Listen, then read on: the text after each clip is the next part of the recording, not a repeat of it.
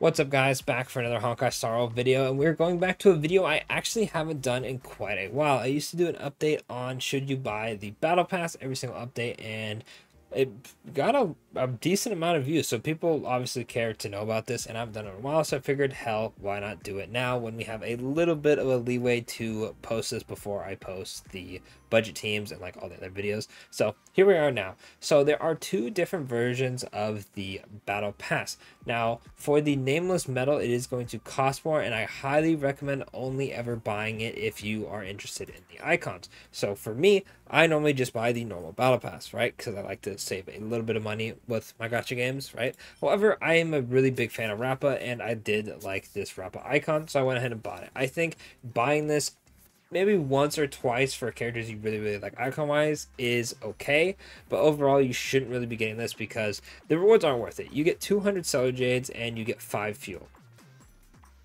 I mean, that's not anything too crazy. It's really just the draw for the icons. You also do get 10 nameless honor levels, but that's really just speeding up a process. You can completely max out the battle pass super easily every single battle pass, right? Every single patch, which is the 2 banner cycles, right? Completely easy to do it. I don't even do most of my missions, and I still complete it every single time, so there's no stressing on that. You're completely fine. You do not need to get to 10 levels. Now if you're impatient and want to, go ahead, I guess, right? But overall the rewards in 10 levels are really not worth it. Like I said, it's just the icons. Now the normal battle pass is insanely good. We will go over the light cones later, which unfortunately are probably the weaker point of the battle pass now, which is unfortunate because I know in Genshin they are still pretty solid, from my understanding. If I'm wrong, I do apologize, but I know Surf and Spine is still pretty good, and I think Black Sword as well, and they also have a new like rotation of weapons, so I'm really hoping that Star Rail gets a buff to their light cones, because man oh man, when we get to the light cone version, or the light cone like section of this video, the versions in this one compared to Genshin are night and day. It is crazy. But anyway, let's talk about what you get in the battle pass. So you get 1 self-model resin, which you can use to craft a artifact of your choice. Sorry, Genshin burn, a relic of your choice, right? You can use this to get a crit damage chest piece, a crit rate one. You can get a fire orb, imaginary orb. You can get a break effect / energy regen rope. It is very nice. Obviously, the substats could be a bit random and not your favorite, but I mean, hey, this is a step in the right direction, right? So you get one of those. You get 2 tracks of destiny, which are pretty damn nice to have, because man, I'm telling you, you blink and next thing you know, you have no tracks of destiny, and it's rough, right? You get 4 pulls on the current premium banner. So for right now, it is currently Rappa and Danhang. You get 600 relic remains, which is 6 relics. You get 6 fuel and 312 Tears of Dreams. Now, Tears of Dreams can be used to enhance trace materials, or sorry, enhance traces and substitute trace materials, which can be very helpful when you need to get something up and you don't have enough trace materials and you're out of fuel, or if you want to upgrade something, like let's say light cone, and you're like, oh, I forgot the pre-farm, or you're, impatient like me and you're about to do a video and you have some Tears of Dreams. You're like, oh, I need to get this light code to 80, or I'm missing this one last trace. Very helpful stuff. Overall, this is probably one of the best items you can get from the battle pass. I'm not gonna lie. I feel like I might be a bit biased because I hate farming traces, because it's just it's a lot, right? There's just so much to farm in this game. The battle pass helps out a ton. Now, in terms of pure resources, I think the battle pass is absolutely worth it if you can afford it, right? In terms of pull power, it is definitely an L. You definitely want to just worry about getting the first time bonuses instead of the battle pass.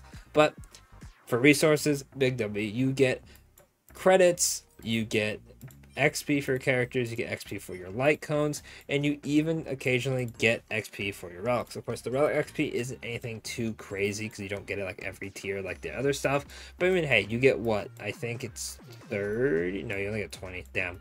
You only get 20 of it, but I mean, hey, at least it is some of the bigger ones. As you can see, I have quite a bit. I've been stockpiling, but that's mostly because the battle pass just gives me 20 every single time, and I don't really roll relics that often, so it does stack up, right? It's pretty nice. If you are rolling relics a lot, it's not going to be anything too crazy, but I mean, hey, I'll take it. I'll definitely take it. Now, I know that Genshin has an option where you can replace stuff. If they eventually add that, then the battle pass will instantly shoot up in value, because imagine getting relic XP instead of getting your light cone. I'll just call it Aether. I mean, technically that is what it is, right? But instead of getting light cone XP, if you got the lesser versions of these instead, that would be pretty damn nice. I wouldn't be too opposed to that, but obviously we have to wait to see if they upgrade it. But yeah, like I said, in terms of resources for upgrading your characters, the battle pass is uncontested. I think the herder store stuff is pretty much like, I wouldn't say a full-on scam, but it's really just not worth it. If you're gonna spend money and buy packs like that, you might as well buy the battle pass, the login, and you know, the first time bonus stuff. What's that? I'm referring to this page right here, right, with the express pass and then the battle pass, because the contract shop is it's just not worth it, honestly. Like, it's for the amount of money it is, this isn't anything too crazy. You're better off just using these 880 that you would use. I believe 880 is, you have to buy the $15 pack. The battle pass is cheaper, right? The battle pass is cheaper and gives you more stuff, right? It gives you way more stuff than this, right? So just, I don't recommend buying this. Battle pass is where it's at. Now, in terms of the light cones, yikes, this is where we get a bit rough. So there's better options in this one. This one is, like, I guess cool for the basic attack, being able to heal you. If you get buffs based off of healing, this can be pretty cool. Like, I know I used this in Simulated Universe back in the day. I'd have my Bailu basic attack and they would heal, and we would trigger stuff that increases like speed or attack when being healed, right? Overall, that's pretty much the only use this one has, and as of right now, there's really nothing that could really proc off it. But if there is stuff that increases when being healed, this could see some play, but otherwise, there's better light cones that are even free, so that one's kind of a yikes. This one is, yikes, what were they thinking? This one has basically no use. After the wearer uses base attack or skill, deals additional damage equal to 40% of the wearer's attack to a random enemy that has been attacked. Okay. Unfortunately, the tutorial light cone exists for effect hit rate and just gives you energy, so that one's just really good. This one is just meant to do more damage. You have light cones like Fermentia that you can use instead. It's just, I want to know who they thought this would be good for. I really do. Then we have This Is Me. This is funny enough. This is the one I'm currently maxing out right now. Increases the wearer's defense by 60%. Increases the damage the wearer when they use their ultimate by 60% of the wearer's defense. The effect only applies one time per enemy target during each use of the wearer's ultimate. Aventurine is the first thing that comes to mind with this passive, but you know, you could just use his light cone, or you could use the Jeopard light cone, which is technically not a free-to-play option, but it is available in the shop. You can save up it, which I do recommend doing that. You could also just use basically any other preservation light cone. This one isn't too crazy, especially if you have a 4-star light cone. You're not using Aventurine as a DPS. The defensive grades is like solid, but there's other light cones that do that, so that one's like eh. Then we have this one, which is crit rate by 12%. After a critical hit, there's 16% fixed chance to spell one buff on the target enemy. 16% chance is hella low, so you'd have to get dupes in this light cone. I believe, what, it's 32%. Even 32 is hella low. And there's a free Herda Shop light cone that gives you crit rate. It has better stats. It's a 5-star. So why would you pick this? Like, what were they thinking? And both were out day one, right? Then we have this one, which is like probably the only really usable one anymore. Start the battle whenever the wearer's turn begins. One of the following effects applies randomly: attack 10%, crit damage 12, and energy regen 6%. And then the applied effect cannot be identical to the last effect applied. Pretty much you can only get them once per turn. So you get crit damage, then attack, then energy regen, then maybe attack again, then maybe energy regen again. It's really random, right? And then when the wearer is knocked out, their effects are removed, all that good stuff. Now this one could be good depending on what you get, but considering it's harmony and you have to go up against, you know, like DDD, it gets a bit rough, I'm not gonna lie. This one's could have some use, but it's really RNG dependent, right? Then there's Nowhere to Run. Increase the wearer's attack by 24%. Whenever the wearer defeats an enemy, they restore HP equal to 12% of their attack. This is cool, but unfortunately, there's a Herder Shop light cone that is really good, and it's also destruction that gives you attack and all that good stuff. So why would you run this? It's also not 24% attack is not anything like too crazy. Then we have Erudition. This is probably the best light cone of the bunch. When released, after entering battle, increases wearer's damage based on their max energy. Each point of energy increases damage dealt by 0.20%. A max of 160 energy will take into account for this.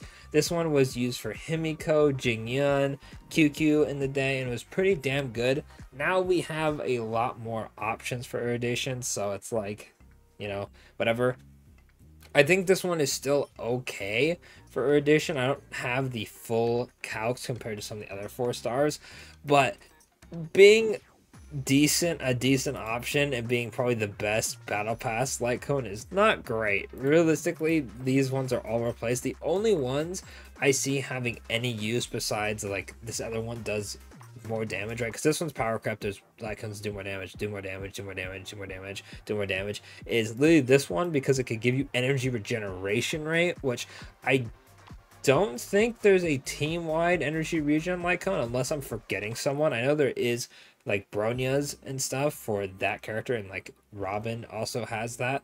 I don't think there's an energy regen one for the whole team, so that's cool. And then this one heals you in your basic, but otherwise there's not really a light cone I'd really single out that's really good. I think all of these are pretty mid, unfortunately, which does kind of hurt the battle pass, because I wouldn't say this is the main reason you would buy it, but it is a pretty big one. Now, in terms of should this make you not get the battle pass, I think the battle pass is perfectly fine, even if all the light cones are really bad. It's really just up to you which one you want to get at this point. You know, like, you know, this one or this one could have some use in the future, so I guess get dupes in that one, right? But at the end of the day, you could just get one of each for collection, and that's what I did. I have one of each. I have this one maxed out. I'm working on maxing out this one, and then I think after that I'll do this one and then go into this one, right? Because I'm not too worried about maxing this one out, because at least I have it for you know, for a video or whatnot. But yeah, the light cone is probably the worst part about the battle pass. I ain't gonna lie. Well, minus the fact that it costs money, right? Hopefully they add an update into this that lets us have new light cones in rotation, and then it changes this to where we can get relic XP throughout the whole battle pass. But other than that, I think it's still 100% worth it. Let me know if you guys are going to buy the battle pass in the comments, if you buy it every time, if you're thinking about buying it, if you buy the more expensive one every time. Do you think it's still worth it? Do you think it's overrated? Let me know in the comments, and of course I will catch y'all in the next video. Thanks for watching.